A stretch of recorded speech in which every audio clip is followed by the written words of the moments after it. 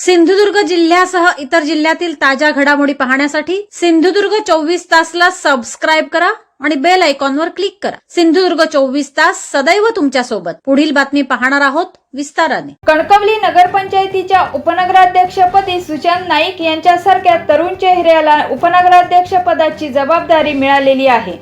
नक्कीच नाईक या शहराच्या विकासासाठी प्रयत्न करतील।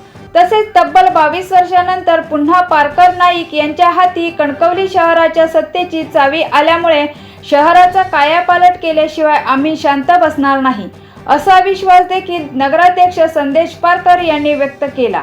यावेळी पारकर काय म्हणाले ते पाहूया। सुशांत नाईक यांची निवड झालेली आहे। नगराध्यक्ष म्हणून आपली प्रतिक्रिया काय आहे? खरं तर 21 तारीखला या कणकवली नगरपंचायतच्या निवडणुकीचा निकाल लागलेला होता।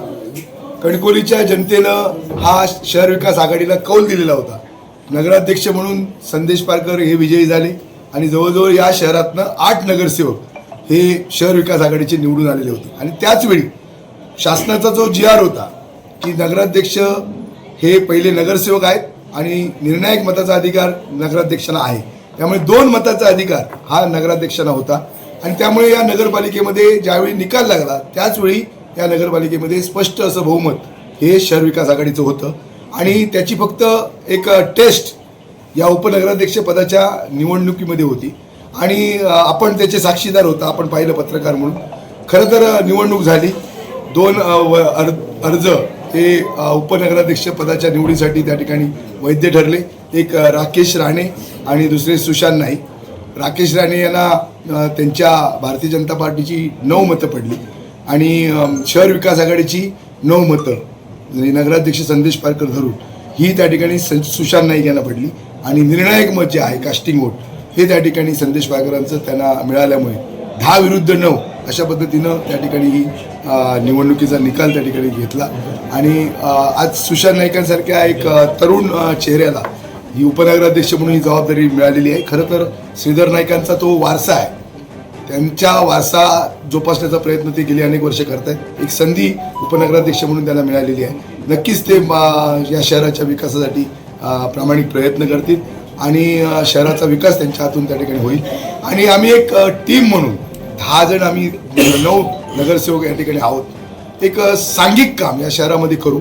खरं तर मी माझ्या नगरसेवक आणि नगरसेविकांचं सुद्धा मनापासून आभार मानतो की कारण ही निवडणूक एक हाय व्होल्टेज होती। मतदानाच्या वेळी सुद्धा काय परिस्थिती कशा पद्धतीनं पैशाचं वाटप झालं आपण पाहिलं आणि त्याच पद्धतीनं नगरसेवकांना सुद्धा आमिष होती, प्रलोभनं होती, पण त्यांनी सुद्धा त्या ठिकाणी कुठल्याही आमिष प्रलोभनाला ते बळी पडले नाही।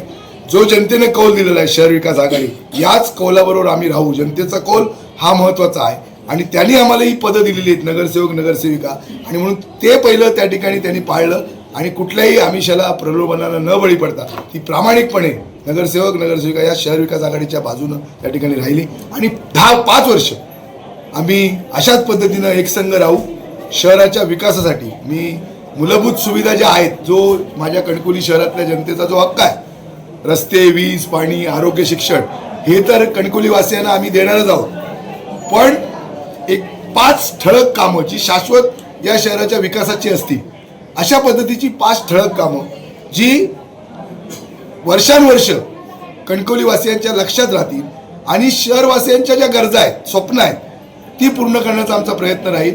या शहरातले तरुण आहेत, तरुणी आहेत, ज्येष्ठ नागरिक आहेत, या शहरातला सगळी जनता आहे आणि त्याचबरोबर कणकवली शहरामध्ये जरी कणकवली शहराची लोकसंख्या 14,000 असली तरी या शहरावर दर दिवशी 50 ते 60,000 लोकांचा वावर जिल्ह्यातल्या आणि तालुक्यातल्या लोकांचा असतो।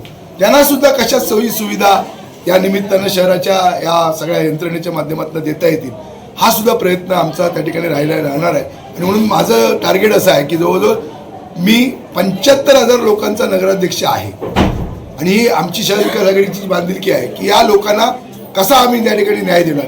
खरं तर आमचं जे कर्मचाऱ्यांचं संख्याबळ आहे, असलेलं कणकवली शहराचं बजेट आहे, याच्यामधनं कसे जास्तीचे विकासाचा निधी राज्य सरकार केंद्र सरकारकडनं आणता येईल, या कणकवली शहराच्या बजेटमधनं कसं काम करता येईल हा सुद्धा प्रयत्न आमचा राहणार आहे। आणि याच्यातनं कणकवली शहरवासियांच्या जी स्वप्न आहेत विकासाची ती पूर्ण करण्याचा प्रयत्न राहील। पण मी कणकवलीकरांना एवढंच सांगेन की तुमचं सुद्धा सहकार्य हे त्या निमित्तानं लागणार आहे कारण काही निर्णय हे काही गोड असतात, काही कटू असतात. याच्यामध्ये सुद्धा कणकवलीवासियांचं सहकार्य त्या ठिकाणी लागणार आहे. आणि या सगळ्या जडणघडणीमध्ये म्हणजे 5 वर्षाचा जो काळ आमच्याकडे आहे याच्यामध्ये कणकवलीच्या विश्वासाला आम्ही पात्र ठरू असं कणकवलीवासियांच्या असं काम आम्ही आमच्या या अधिकारातनं नगरपंचायतीच्या अधिकारातनं आम्ही करणार. 2003 साली पहिले नगराध्यक्ष तुम्ही झाला होता, त्यावेळी देखील वैभव नाईक हे उपनगराध्यक्ष झाले होते. नाईक आणि पारकर यांची पुन्हा एकदा कणकवली शहराची सत्ता त्यांच्या ताब्यात आलेली आहे. त्याबद्दल या क्षणाबद्दल तुम्हाला काय वाटतं? नाही, गेली म्हणजे 2003ला जेव्हा पहिली नगरपंचायत कणकवलीची झाली आणि थेट जनतेतनं निवडून येण्याचा सन्मान मला मिळाला, त्यावेळी वैभव नाईक सुद्धा हे नगरसेवक म्हणून निवडून आलेले होते.